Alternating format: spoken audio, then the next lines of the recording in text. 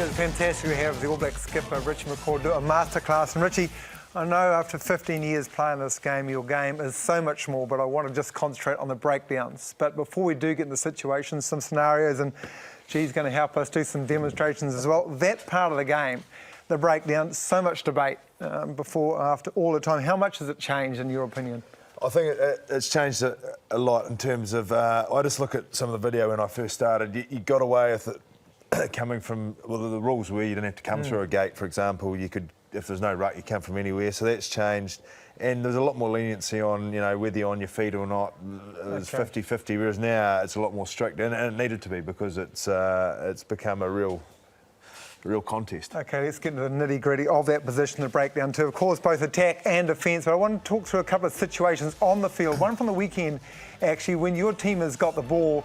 The scenario looking at is Kieran Reid juggling it, goes to ground, and Henry Spate, their wingers, coming down, but not quite on the ball. What are you thinking here? First of all, I thought I'd got left behind a little bit by Rido, and so I was worried about the tackler getting in a good position. So the first thing I thought, I'm going to have to get there as quick as I can. And then once you're there, you got to win the shoulder battle. So I was lucky he didn't get in a very good position, as perhaps he didn't quite get it right. Maybe being a winger didn't help him, but so I aimed to get under him, and because of that, I was able to get rid of him. We'll get Goldie to help demonstrate that. The other one I want to talk about, this is a situation we see a lot, clearly in the weekend too. When you play Australia, Pocock, so good over the ball, so strong. How do you clear a goal like that out? If you let him get set, he's very, very hard to move. He's very good at it, he's very strong. You've got to get him early, so not allow him to get in that position. Once he's in there, you haven't really got a lot of options. We can perhaps demonstrate one or two. Well, we are. We're going to do that. Players who are better. Okay, yeah, so this is the situation. Kieran Reid is put. You were attacking. Yep. Kieran Reid's gone on the ground. So you down there. Right. Goalie, I am Henry Spate. Yep. Well, good. I'm glad that's you. So I'm not quite to the ball, but I'm beating you. So, but I'm saying I'm looking to win the shoulder battle. So I'm looking at my threat. I'm not worried about the ball carrier. I'm looking at the threat. So I'm looking to get under your shoulders, and what you allowed me to do, then I can come up, clear down. Yep. So okay. If you become ball focused, I'll just go to there. He'll go to there. You've lost the battle. Okay. The other scenario, if you like to hop up, goalie, Jeff Wilson is Pocock.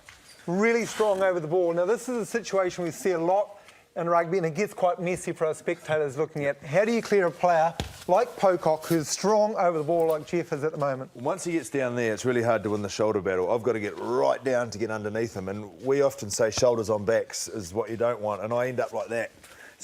And he's in a really good position. I can't move him, I'm just going to slide up. So about your only option you have when you get to there is probably go sideways. So actually pull him sideways out, and they call it a bit of a roll or something like that. So just to demonstrate that again, Not again, are you sure? Some players, are you trying to physically wrap your arms around him like in a bear hug? Once I've missed the shoulder battle, I've got caught to there, and then I go, right, I need to do something else, and hopefully he hasn't got the ball by that point, and I roll out. So I should have probably demonstrated it better than that, but... Yeah, he was going easy on me. Okay, the other two scenarios I want to look at is when you're a defensive player, of course. We'll look at the monitor once again. This is a situation, what happened in the game against the Blues. Owen Franks in this situation is making the tackle. You're the second goal. What are you thinking there? The first thing that goes through my mind, do I need to help out with the tackle? I'm coming from the inside. Do I need to help control that tackle? In that case, I don't. So then the next thing I look for is there space between the ball carrier and the supporting player. If there's space, I'm going to get on the ball. If there's no space, I'm probably just going to leave it because I'll get cleaned out and I take myself out. And just quickly, the last scenario is, of course, you've done this a lot in your career too. You're making the tackle, bouncing up and contesting the ball. Is there any real good skill technique you're thinking of? I think the first one's mindset. So it's easy to make a tackle and lie on the ground because I've done my tackle.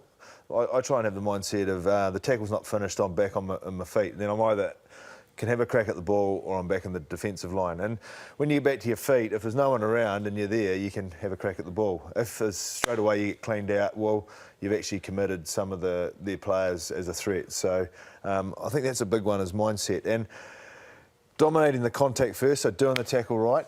So if I'm against Jeff and I've got momentum, then my first thing is to make sure I finish that tackle, because if I dominate that, it's going to allow someone else. Yep. Now, if Jeff's starting to run away from me, and I get a leg tackle, well, that's probably a good opportunity because he may be isolated. Okay. He's quite quick, obviously, gets out of the way. I'm quick enough to get him, just. But then I'm on my feet because he's got away from his support. I can't dominate the contact, but I might be able to get in the second go. And the last scenario in the masterclass, I want you to demonstrate to everyone out there, players and coaches alike, if Jeff is on the ground, how you get yourself into your strong position, either straight-legged or split-legged, to contest the ball. Down here. So I've arrived at the breakdown, and their support players are a little way away. So I've seen daylight. That's what I look for, daylight. So I'm going to look at the ball. So the best thing to do is, for me, is to get a nice wide base. As Jeans don't. Yeah. So nice wide base, and as we said with Pocock, we want to win the shoulder battle. So if I'm up here, I'm really easy to be cleaned out. So I want to be down nice and low, bend my knees, and then on the ball. And so when they clean, they go over the top of me. That's the ideal one. And if they do hit you, by the time you got it, you might be able to take the ball with you. Okay. So that's... Come up, Jeff. Well, there you have it, folks. That is a breakdown masterclass from the best in the business, without question of that, the All Black skip, Richie McCaw.